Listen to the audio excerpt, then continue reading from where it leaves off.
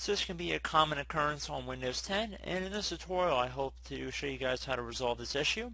So we're going to jump into it, and we're going to start by opening up the Start menu just by left clicking on the Start button one time, and you want to type in Windows PowerShell. Best match should come back a Windows PowerShell right above Desktop App. You want to right click on this and then left click on Run as Administrator. If you receive a user account control window, you want to left click on Yes. Okay, so now in this elevated command line window, you want to copy the command I'm going to have in the description of the video, and you want to go up to the top bar of this Windows PowerShell window, right click on it, left click on Edit, and then left click on Paste. Once you've pasted that in, it will take some time to run. So if you get any red text along the way, don't be concerned, because it should say it's just in use or something along those lines. But we're going to let it run here for a couple minutes. Please be patient, and I will jump back in once we get a little further along in the process.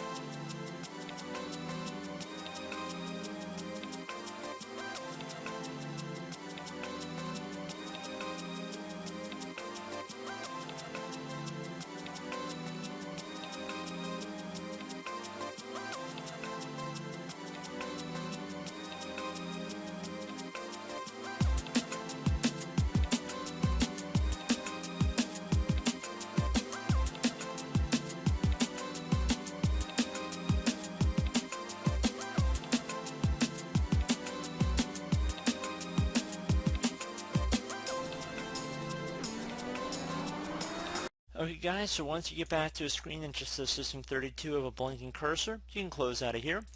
I would suggest you restart your computer. Hopefully it resolved the problem. If it didn't, I will have a link to a Microsoft help page that does have a utility you guys can try and run. But other than that, I do hope this problem has been resolved, and as always, thank you for watching, and I do look forward to catching you all in the next tutorial. Goodbye.